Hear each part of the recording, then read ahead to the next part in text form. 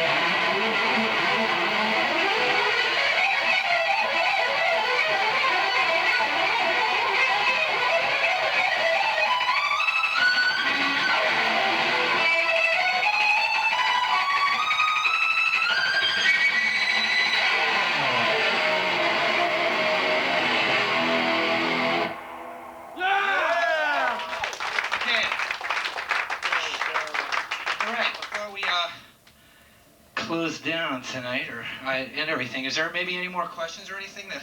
Did you have to modify your Randall amps in any way? No, these aren't mine. I don't do anything to them, and that's part of. I mean, I'm not like a minimalist or anything, but I have guitars with every kind of preamp system, trim pot controls. I have a humbucking pickup that I split into series, parallel, single coil, and had even like a phasing switch on there and a mid-range boost. You know, so I've got all sorts of things on guitars, but the more I find that you know, the gear is out there, the less that I like to put on the instrument. It's like, this is stock. Duncan JB model pickups, they're real clean pickups.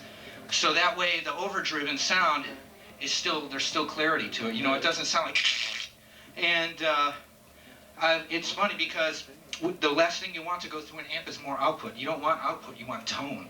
And you don't need it to be louder than shit before it goes to the amps. It's got to just sound good.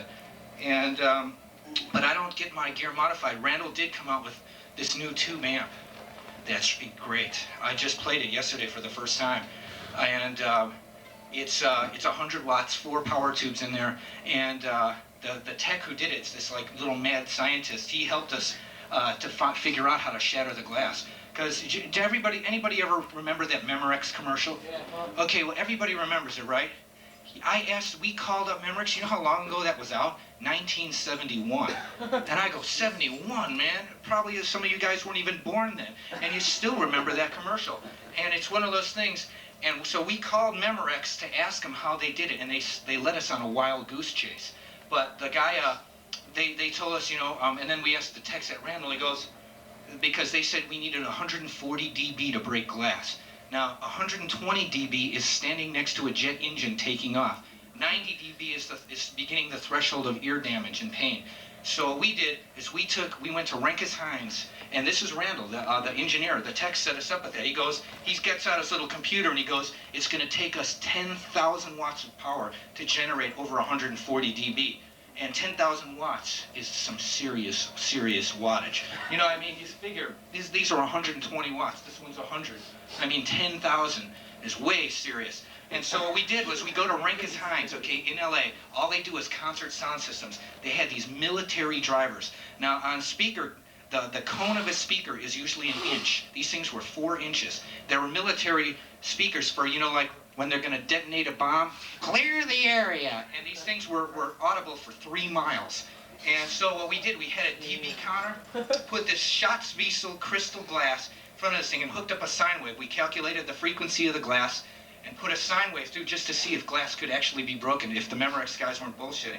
And we put it through and the meter peaked over 150 dB. And it was so loud, it was like, whoa, everybody's getting cross-eyed, stuff's falling over the thing. It was like, and the glass didn't break.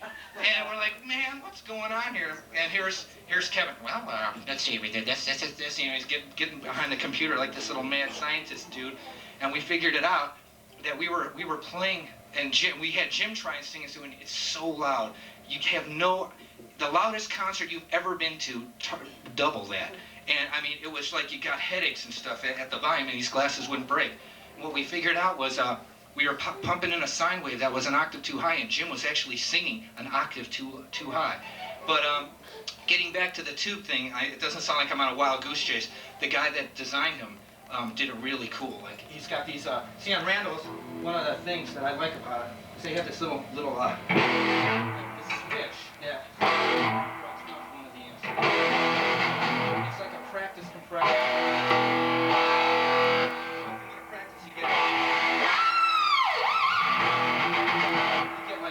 Distortion if you want to mess around and play, and they have that feature on the new tubes and they sound awesome, you know, so I'm really happy with the stuff.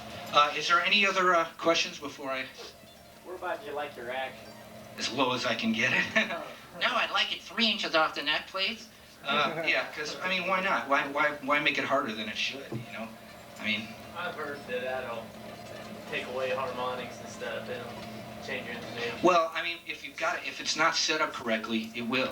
But if you have a guy that knows anything about it, I mean, obviously to play, you know, there was impulse power, warp speed, now it's trans warp drive. And so if you really want to be ultra fast, the main I'd say keep your erection as low as possible. I mean, why should you have to fight with it, you know?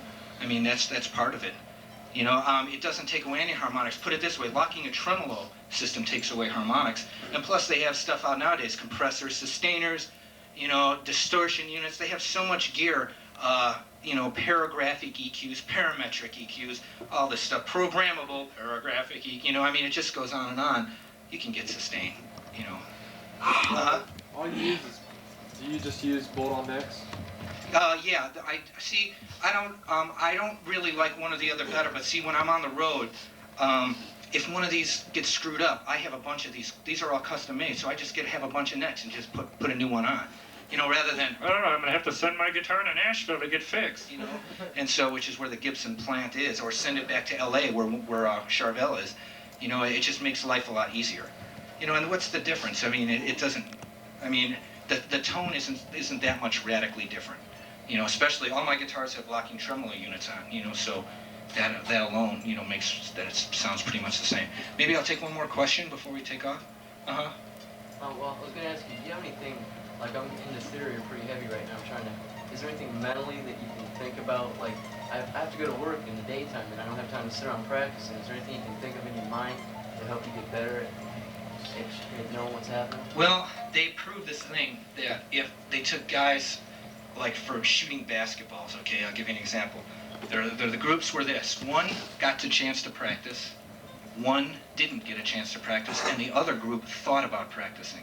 And the guys who thought about it were pretty close to the ones who practiced. So in your mind, if you can think about it, and it sounds stupid, I'm not here to give this PMA a seminar or anything, but what I did on the plane, like sometimes I don't get a chance to play. I literally did not get a chance to play today before I came here. So what I do is while I'm driving, I start thinking about the riffs and start just thinking about and saying to myself, well, I'm going to kick ass. You know, I'm going to make sure I play it, you know. And it helps. I mean, if you read about it and you think about it, it can't hurt, put it that way. You know, but, I mean, there's nothing like actually doing it. I thought you were going to ask me, like, what good finger exercises for a guitar or something. But, What are some? well, you find a real good-looking girlfriend with me. No, I'm just kidding. I'm just kidding. That's Mr. Serious. No, I just say, just keep your fingers really close to the frets. And I had this one guy that I was giving guitar lessons to. Hi, Mike. How do you like this? You know, and he played like that. And it's kind of like if anybody's seen the Jeff Watson Starlicks video, I put this exercise down because of him, because he's like, and here's an exercise how to warm up with. And he did this, and I'm going, well, what if some guy doesn't play guitar and is learning and idolizes him and learns like this in about 2 years? How come I can't play Paganini, huh? You know, so it's kind of like, that's the reason. So I put it down, but really what I practice is real, like I said, like I'll warm up on like some jazz progressions, but I'm not really like the jazz. I was turning into the jazz monster, and I stopped playing because you are what you play and what you listen to, and now all I listen to is like the station KNEC out west. It's 105.5. yeah, man, kicks ass. And it does, you know. I mean, when they play Balls to the Walls at 7 in the morning on a Monday, you know, it's, hey. So, it's what I practice is like little riffs, like.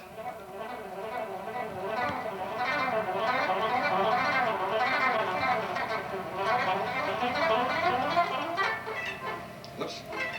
There it goes. And I'm going, well, I'm done. Now I'll play this one.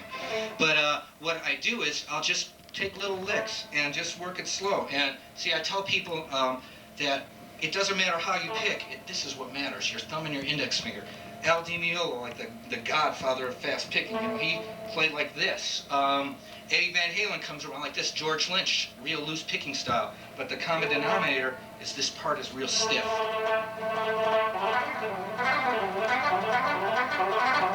And so you can hear I pick hard, you know, it's not for wimps, you know, we're not, oh, I'm going to play fast. You know, it's kind of like, hey, run to the hills, you know.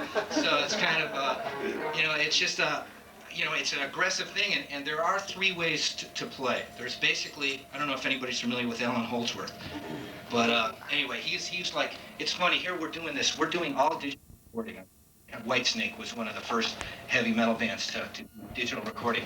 And next to us, we've had Donnie, we've had this Stacy Q. Are you familiar with her? 2 of hearts, I need you. And our singer's in love with her too. She's like, hi Jim, hi Michael, Stacy.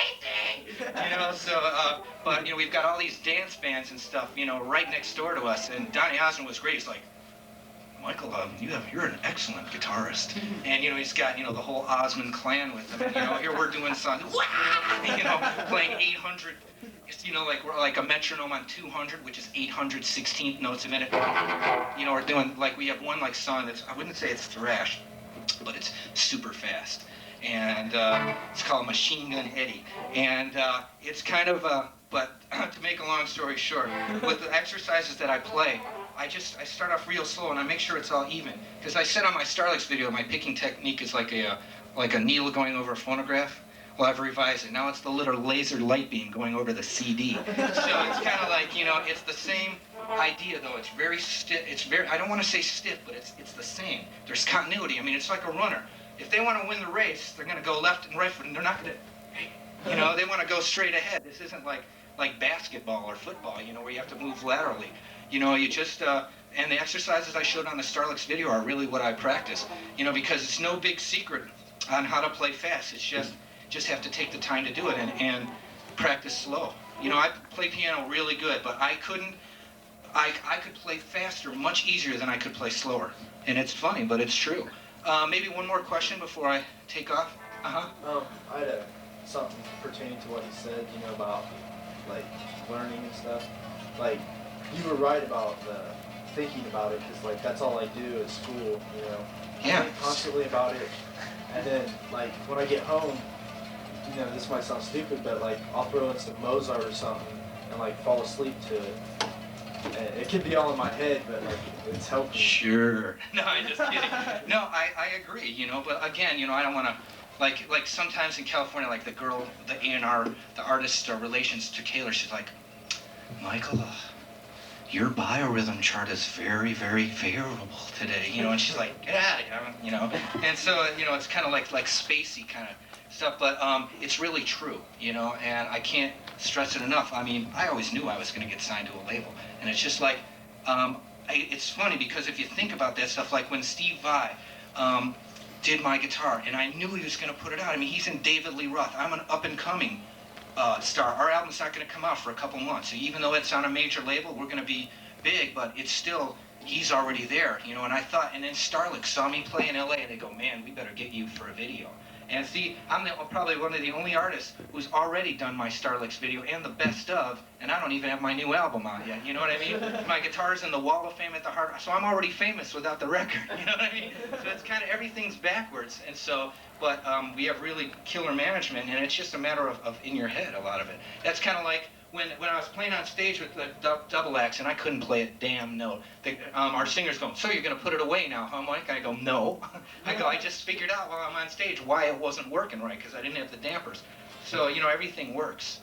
But my other thing is, you know, when people, this is my last commentary, when people ask, well, what do you recommend for trying to make it? I always say play around the area. Because the best licks go unnoticed when you're in your bedroom playing to the Yngwie records, you know what I mean? Or Tony McAlpine or something. I mean, who cares if you're sitting in your room going, wow, check this out, this is awesome. You know, just get out and play, because if your people in your hometown don't like you, LA or New York's not going to like you either, you know what I mean? Or if you're kicking ass out here, I mean, Bon Jovi's from New Jersey, Cinderella's from there, John Cougar, he's from Indiana, you know? Look, in fact, I was talking to his violinist last night. She's real cool, and really cool. And, but it's kind of a thing, you know. You can make, I mean, anywhere USA. Michael Jackson's from Indiana. Isn't he from Indiana? Yeah. You know, okay, yeah. So, I mean, I'm from the Midwest. Most of the dudes that were doing it are from the Midwest somewhere. Even like Warren DeMartini from Rat, he's from the Midwest. Axel's from the Midwest. Jim Gillette's from Nebraska, this little town, you know. And so, you know, it's just, but you have to get out and play it, and that's the main thing. You know, just go out and kick some ass. Because it's a lot harder to play live than it is to sit in your room going, man, I know I'm rad. I know I'm rad. You know, so anyway, so I just like to say, on behalf of Randall Amps and Summit Sound, I'm Michael Angelo, and thanks a lot, and good night. Yeah! Looking forward to it. Good design stuff. could make him a good chord for that. Watch. You think I should? Oh yeah. Hey, Michael, Mark. what are you gonna do with your pedal boards? I'm gonna burn Retire. I don't know. I'm gonna probably keep them just like for antique trophies on the wall. Getting yours. Thanks to All you. right, man. Shake my hand. Get in this video. Okay. How's it going? Yeah. You have to do the LA rock and roll shake. Goes like that. There you go. Okay. Paw. Two paw. Okay.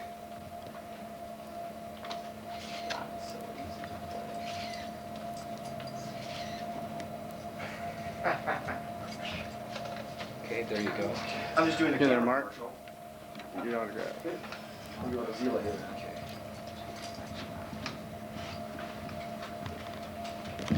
Okay. So how much of that did you get on film? I just got part of the end. I wish I could have got the double axe because Yeah, I can't play it, but you know. I have to. Here, which play? It's already taken, dude. No, it's like this. You want to name the crew and shit. Okay. Pretty sure you guys need that. Rock and roll. There you go. Hey, and if I'm elected, no school, just playing guitar. Yeah, there you go. Okay. It's me Yeah, and see, Mike. no, yeah, here's, wait, we gotta, there we go. Did he really sign this? Yeah, he did, yeah, that's Jim, yeah, you could tell with the little musical note. Let's see. See, he does it here too. You know what happened here? You know why he looks overweight? We figured it out. He had this airbrushed, okay, and the original picture, you could see he's got real high cheekbones because he looks like a porker. Yeah. But he's not. He's I mean, okay, I'm 6'1", I'm about 155. He's my height and he's 160. So, and he's not. You know, I mean, I'm not really skinny, but I'm not this. Sign it. Okay. What's your name? My name's Jeremy. Okay. Could you sign the inside sleeve? Huh? Sure. That'd be cool. See, you ain't got to mess with that. I think it's Oh, all no. right. Okay. Little Ed. Yeah, TJ Racer's still our bass player. He's Is he? great. Yeah, I thought he sounded cool. Yeah, I'm with the same. I mean, that's what he thought he looks looked like. a lot This is better this is what he looks like. Did you read that article about you and guitar Yeah. saying Yeah, they didn't like our stuff. Yeah, they they didn't know whether to say I was the most awesome thing they've ever heard or they hated us. So yeah. it's honestly the what's so funny about that was that is the show that got us signed. And like with my double guitar, he didn't even mention it. And what I do here is a fraction of what I do live. And I mean, the way I see it, even if you don't like the band, you have to say these guys are. I mean, I don't want to sound conceited, but we're great.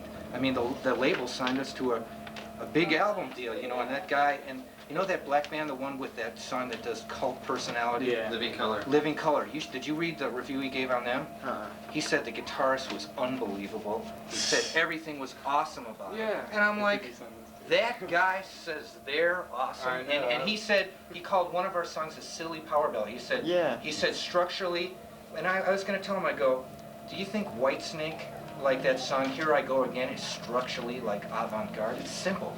Yeah. Great songs don't have to be. Just because we don't play Yngwie riffs, we're going to, or, I mean, would he say Cinderella stuff is simple? You know what I mean? So I didn't get it, but I thought I had about 200 or 300 letters from our publicists saying, and guys who had seen that show saying, where was that guy sitting at? You know? But we got signed from that show. No, Which? Oh, okay. You're looking at me. But you know, I've had everything from on the greatest thing since sliced bread to I guess that would be like the thing that when I read that article I go, wow, man. But I guess it just shows. I was out in LA last summer. Oh, sure. Not this past summer, but 2 years Anybody ago. else want me to sign something? I was in the Guitar Center, and I asked him, is there any place I can go see Michael Angelo? And no, I was there on a Tuesday. Oh, when was this summer? No, not this past summer, summer before that. I wasn't playing? What was I doing? It was a Tuesday night. Oh, yeah, not on Tuesday. Yeah, that's what I because told we were a him. headliner. We only played on weekends. Neither one to Darren and just one. D-A-R-R-E-N? D-A-R-R-I-N. D-A-R-I-N? D-A-R-I-N, yeah.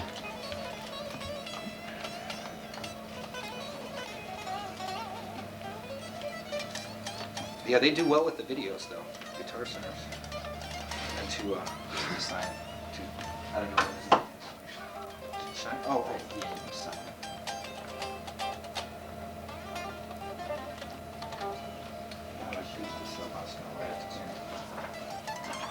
We gotta take off.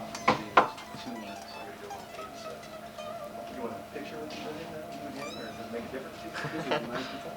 Is the light on you good? Yeah, that's not my nicest one, but it's This one. it's one of my. This is the first one I have made. That neck on that guitar. How they This one look like. join together? What do you do with your guitars when they're just worn out and you don't want them anymore? Well, I never not want them. I have a collection. I've got about 20 laying around, but I used to have more. And then when I went to Los Angeles, I sold a bunch of them because I just want to make sure I had enough money to live out there because it's really expensive, you know.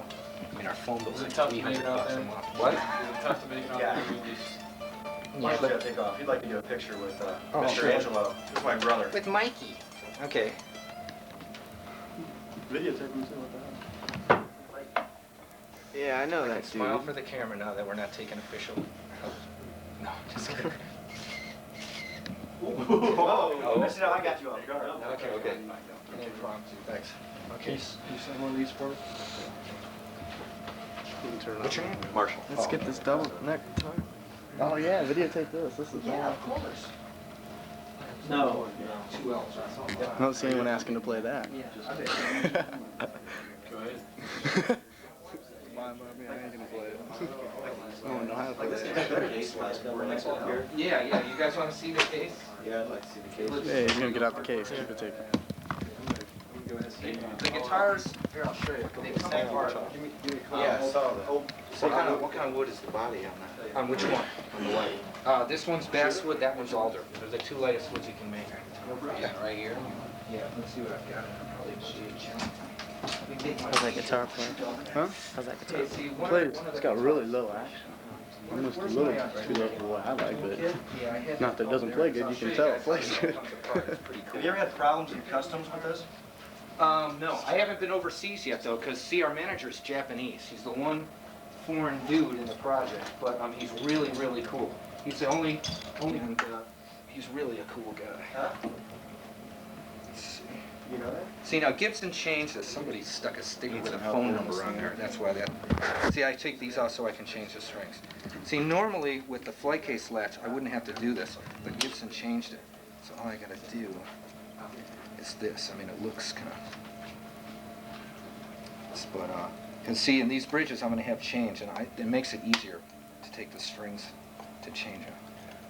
Normally, I never have to do this, but I don't care. See, and then this baby comes apart. Wow. See, and it looks bitchin'. See, and the necks on here, I mean, are super thin. That looks pretty wild. Huh? What? Oh, that's where I put my guitar picks so I can... See, I don't want to keep a bunch of them in my mouth, you know, when I'm playing, so I can just grab them from the guitar. And I'm left-handed, so it's easier for my left hand to grab them. Yes. Oh, yeah.